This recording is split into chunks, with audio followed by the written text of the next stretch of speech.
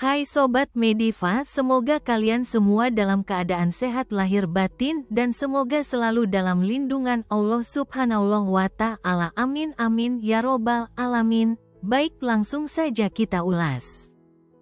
Jahe merupakan tanaman rempah yang memiliki banyak manfaat bagi makhluk hidup, termasuk untuk burung merpati.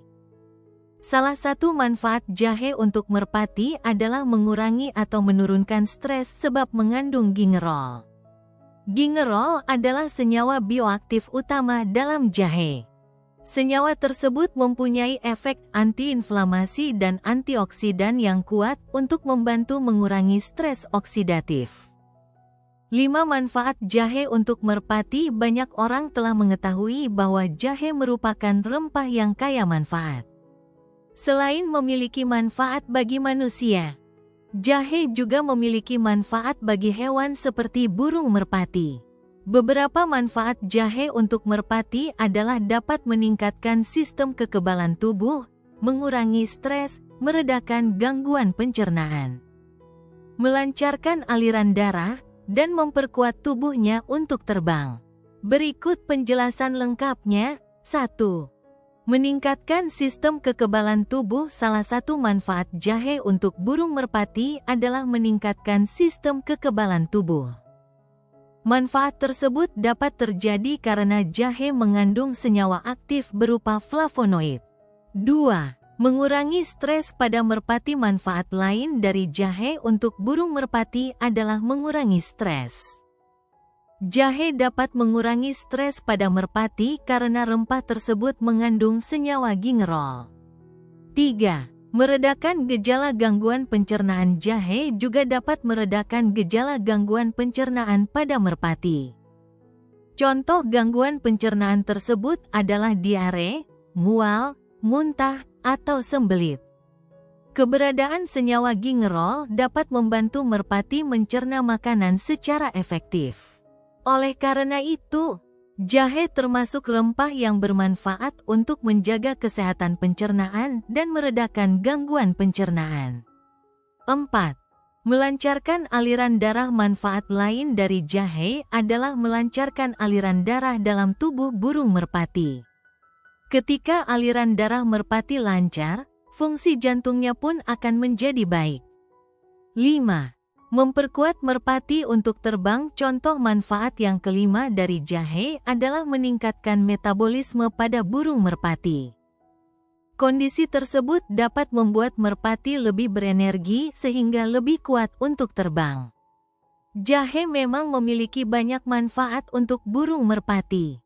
Walaupun demikian, pemberian jahe kepada merpati tidak boleh sembarangan. Kunci utama untuk memberikan jahe kepada merpati adalah melakukan konsultasi dengan dokter hewan terlebih dahulu. Jika dokter memperbolehkannya, jahe boleh diberikan kepada merpati. 1. Cara memberikan jahe kepada merpati, yaitu 2. Kupas jahe, lalu cuci bersih dengan air mengalir. 3. Potong kecil-kecil dan rebus bersama air. 4. Setelah matang, tambahkan sedikit madu. 5. Campurkan larutan jahe, air, dan madu pada minuman merpati. 6. Jangan berikan terlalu banyak sebab dapat menyebabkan masalah kesehatan pada burung merpati. Berdasarkan ulasan di atas, diketahui bahwa ada banyak manfaat jahe untuk merpati. Secara umum, manfaat tersebut diperoleh dari kandungan senyawa aktif dari jahe. Mencetak breeder yang baik. Menurut kami, tahap tersulit dalam breeding adalah dalam hal melakukan seleksi terhadap burung yang akan dijadikan indukan ternak. Beberapa hal yang perlu dilakukan dalam melakukan seleksi adalah 1. Pada dasarnya tidak ada merpati yang memiliki struktur genetika yang sempurna, termasuk merpati yang dikategorikan merpati juara. Gen negatif. Baik gen pembentuk fisik maupun karakter bisa saja tidak muncul ke permukaan karena bersifat resesif. Dari gen negatif yang bersifat resesif ini suatu saat akan muncul ke permukaan melalui inbreeding dan linbreeding. Tujuan seleksi adalah untuk secara bertahap menyingkirkan traits negatif dari burung yang akan dijadikan breeder. 2. Dalam beternak, tidak dibutuhkan banyak breeder. Sebagai patokan, apabila kita menggunakan babuan, maka jumlah breeder dalam kandang maksimal 10% dari jumlah burung yang akan dihasilkan dalam 1 tahun. Misalnya dalam 1 tahun ingin mencetak 10 ekor piik, 5 pasang. Maka cukup memiliki 1 pasang breeder. Berapa jumlah piik yang akan dicetak tentunya tergantung dari kemampuan masing-masing, ukuran kandang, kemampuan melatih, kemampuan merawat dengan baik, dan lainnya. Prinsipnya semakin sedikit jumlah burung dalam kandang, akan semakin baik karena akan memudahkan dalam perawatan dan pelatihan. 2. Karena kita tidak membutuhkan banyak breeder, maka seleksi terhadap burung-burung yang akan dijadikan breeder harus ekstra ketat. Jangan ada kompromi sedikit pun terhadap burung yang kita nilai tidak memenuhi syarat. 4. Beberapa kesalahan yang umum dilakukan dalam melakukan seleksi antara lain, a. Tidak memiliki kriteria atau alat yang jelas. Menurut sarannya Bishop, sebelum kita memasuki program ternak, indukan yang akan dijadikan breeder harus diteliti secara cermat semua ciri-ciri fisik kedua indukan.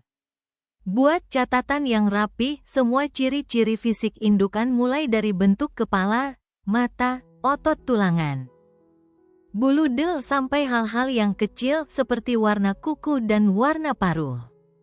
Gunakan catatan tersebut sebagai patokan untuk melakukan seleksi anatomi dengan cara membandingkan ciri-ciri fisik indukan dengan piik. Apabila ada ciri fisik anakan lebih jelek dari induknya, bapak dan ibunya, maka harus disingkirkan. Namun demikian, apabila piikan memunculkan suatu ciri fisik yang tidak ada pada induknya, namun bersifat positif, nilai plus, maka jangan disingkirkan tetapi perlu dilakukan tes performance. Dalam melakukan seleksi fisik, jangan terpengaruh oleh warna, seperti warna bulu atau mata.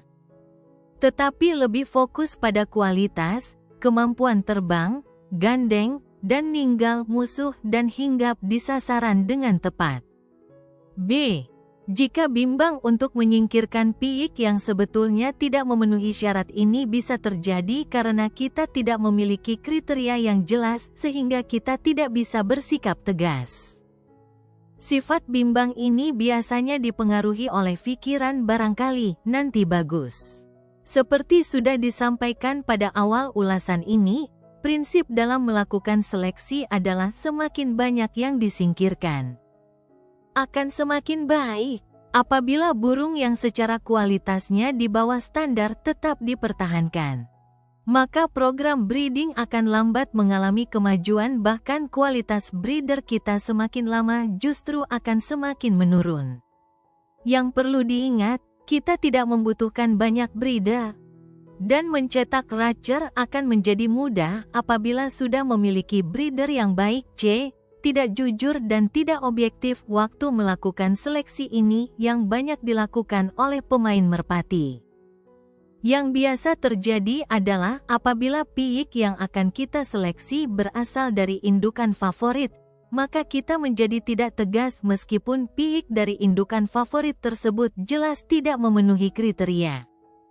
Untuk itu maka diperlukan alat seleksi yang objektif, mau dari indukan apapun terahnya jika jelek tetap harus disingkirkan. 5. Pada prinsipnya ada 3 tahap proses seleksi, yaitu potential test, performance test, dan progeny test. A. Potential test. Potential test atau seleksi potensi adalah seleksi yang dilakukan sebelum piik dilakukan performance test, tes kemampuan.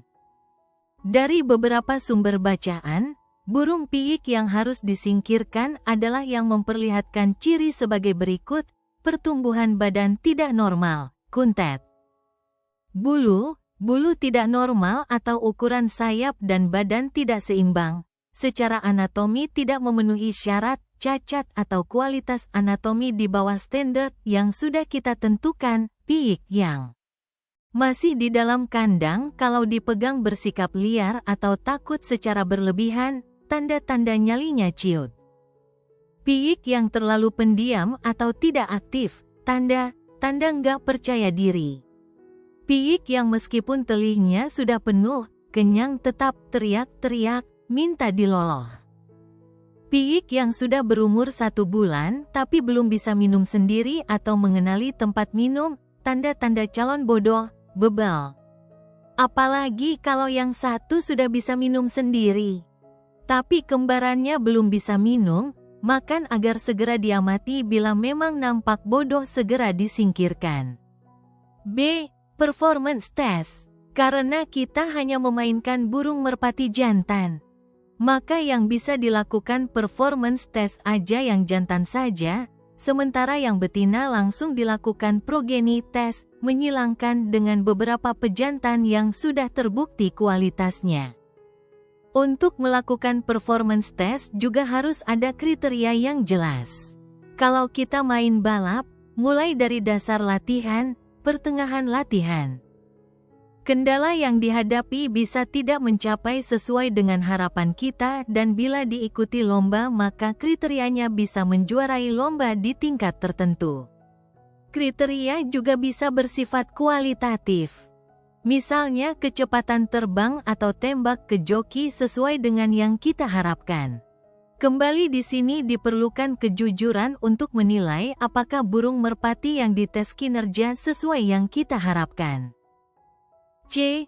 Progeny test. Karena tujuan genetik breeding adalah mencetak breeder, maka tes yang paling penting adalah progeny test atau tes kemampuan breeding.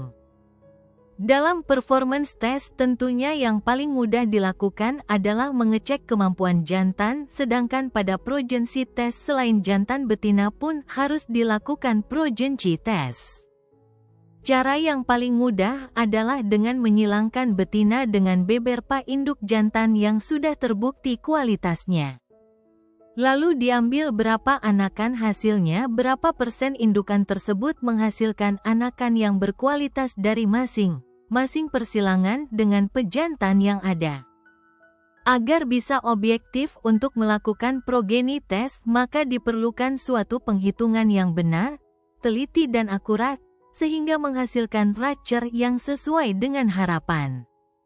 Jangan menyerah dalam melakukan eksperimen karena dalam bereksperimen tidak ada panduan yang baku, semua berdasarkan pengalaman yang berbeda. Selamat mencoba. Semoga bermanfaat dan salam merpati lovers.